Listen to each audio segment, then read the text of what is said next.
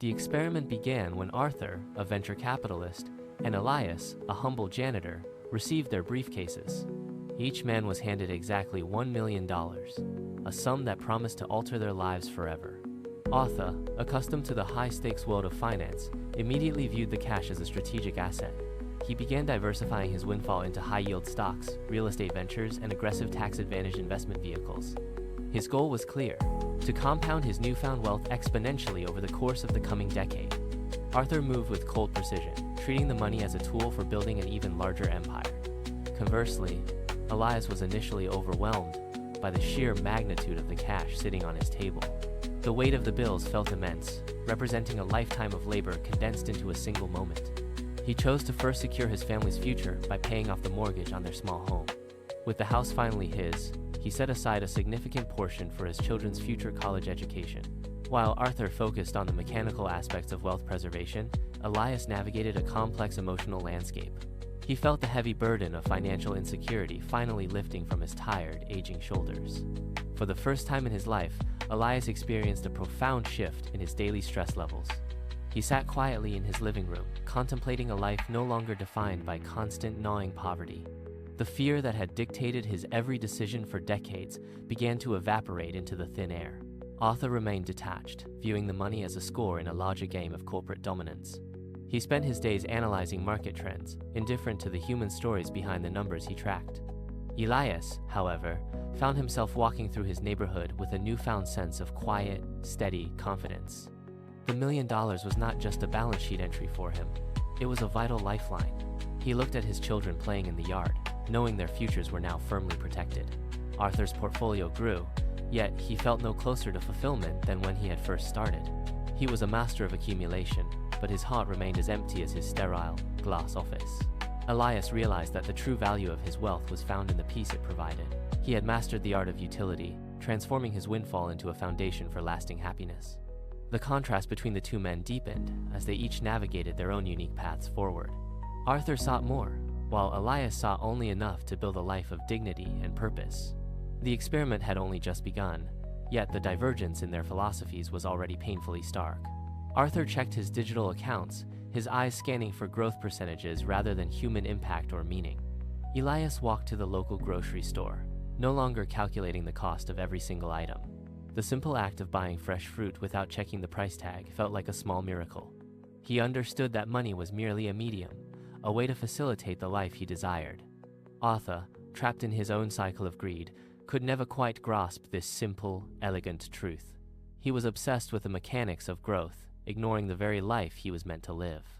Elias felt a sense of liberation that no amount of compound interest could ever truly replicate.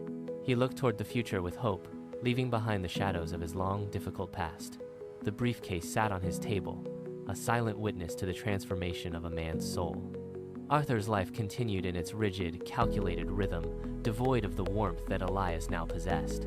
The venture capitalist lived for the next transaction, always hungry for more, never satisfied with enough. Elias found contentment in the quiet moments, savoring the security that his family now enjoyed daily. The experiment was proving that wealth was subjective, shaped entirely by the hands that held it. Arthur's desk was cluttered with charts, yet he felt a strange hollow ache in his chest. He wondered why the numbers on his screen failed to bring him the satisfaction he expected. Elias spent his afternoon planting a small garden, feeling the soil beneath his weathered, calloused hands. He recognized that his time was now his own, a luxury far greater than any gold. Arthur made a phone call, shouting orders to his brokers, his voice sharp and devoid of joy. He was a prisoner of his own ambition, constantly chasing the next peak of financial success. Elias sat on his porch, watching the sunset, feeling a deep sense of gratitude for everything. He knew that the money would last, provided he remained grounded in his simple, honest values. Arthur checked the global markets again, his brow furrowed in a permanent state of intense concentration.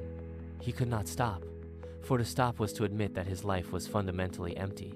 Elias laughed as his children ran toward him, their laughter echoing through the quiet, peaceful yard. He realized that the $1 million had bought him the freedom to be truly present today. Arthur stared at his reflection in the window, seeing only a man defined by his assets. The divide between the two men grew wider with every passing day of the long experiment. Elias found joy in the mundane, while Arthur found only anxiety in his vast growing wealth. The janitor had discovered the secret to living, while the millionaire remained lost in his greed. Arthur's empire expanded, yet he remained a lonely figure in a world of cold, hard numbers. Elias built a legacy of love, ensuring his family would never know the sting of poverty. The experiment continued, revealing the stark truth about the relationship between money and human happiness. Both men moved forward, forever changed by the $1 million that had entered their separate lives. Following their initial choices, the months progressed, revealing a stark divergence in their respective financial philosophies. Arthur watched his wealth grow steadily through calculated risks, yet he remained strangely detached from the money. To him, the growing balance was merely a score in a larger game of cold corporate dominance. He sat in his glass office, watching numbers flicker across his monitors, feeling no closer to fulfillment. Meanwhile, Elias took a different path, using his remaining capital to launch a small community business venture. He poured his energy into creating jobs for his neighbors, finding a deep sense of genuine purpose. This purpose was something that money alone could never provide, regardless of the size of the account. Elias walked through his bustling shop, greeting his employees with a warmth that radiated from his soul. He saw the lives he had improved, realizing that his investment had blossomed into a vibrant community. By the end of the year, Arthur had increased his net worth significantly through his aggressive strategies. Yet, he sat in his penthouse, staring at the city lights, feeling as empty as he started. The accumulation of wealth had become a hollow pursuit, a cycle of numbers without any human connection. Elias, despite having less total capital than the investor, had fundamentally transformed his own social standing. He had achieved a personal happiness that transcended the simple arithmetic of his bank account balance today. The experiment finally concluded, revealing a profound truth about the nature of wealth in modern human life. Arthur had mastered the science of accumulation, treating every dollar as a tool for further financial gain. Elias had mastered the art of utility, using his resources to build a legacy of shared prosperity. The study proved that the true value of wealth is never found in a cold balance sheet. Instead, the real worth of money is found in the life it enables for oneself and others. Elias stood outside his shop, smiling as he watched his children playing in the nearby park grounds. He knew that his security was not just in the bank, but in the community he built. Arthur looked at his portfolio one last time, realizing that his millions had bought him only silence. The experiment ended with a clear lesson for both men about the meaning of their new lives. Wealth is a mirror, reflecting the values of the person who holds it in their trembling hands. Elias had found his peace, while Arthur remained trapped in the endless pursuit of more empty digits. The janitor had become a pillar of his neighborhood, earning respect that no investment could ever buy. The venture capitalist remained a ghost in his own life, haunted by the pursuit of more wealth. They both started with the same million, but they ended in two entirely different worlds of existence. One man counted his coins, while the other counted the lives he had touched with his grace. The experiment was a success, showing that money is only as valuable as the purpose it serves. Elias walked home, his heart light, knowing he had spent his windfall on the most important things. Arthur closed his laptop, the screen reflecting his tired eyes, still searching for a meaning he lacked. The contrast between them was now complete, a testament to the choices they made with their fortune. They had been given the same opportunity, but they had walked down two very different moral paths. One path led to the accumulation of gold, the other to the cultivation of a meaningful life. Elias had discovered that true riches were found in the connections he forged with his fellow neighbors. Arthur had discovered that gold, when held too tightly, eventually turns into a cage of his making. The story of their year was a quiet revolution of spirit, changing how they viewed their future. They were no longer the same men who had received those briefcases so many months ago today. The experiment had changed them both, leaving a permanent mark on their souls and their daily lives. Elias looked at his hands, calloused from work, and felt proud of the life he had built.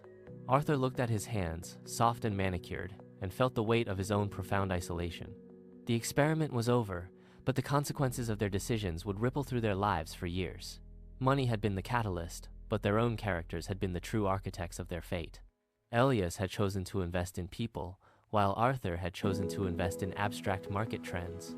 The difference was clear to anyone who looked closely at the joy in the janitor's humble eyes. Arthur remained a prisoner of his own success, unable to break free from the cycle of greed. The experiment proved that money is a tool, and like any tool, its value depends on usage. Elias had used his tool to build a home, while Arthur had used his to build walls. The final report was written, documenting the divergence of two men and their different financial paths taken. It was a study of the human heart, more than a study of simple economic growth metrics. Elias sat on his porch, watching the sunset, feeling the quiet satisfaction of a life well lived. Arthur stood in his office, watching the same sunset, feeling only the chill of the evening. The experiment had revealed the truth that many spend their entire lives trying to ignore or hide. Wealth is not a destination, but a means to reach a life of purpose and true contentment. Elias had reached that destination, while Arthur was still running on a treadmill of his own design. The $1 million had served its purpose, exposing the hidden depths of their characters to the world. Both men were forever changed by the year, carrying the lessons of the experiment into their future. The janitor and the millionaire had taught us all that money is just a reflection of us. Their story remains a powerful reminder that the best investment is always in the human soul itself.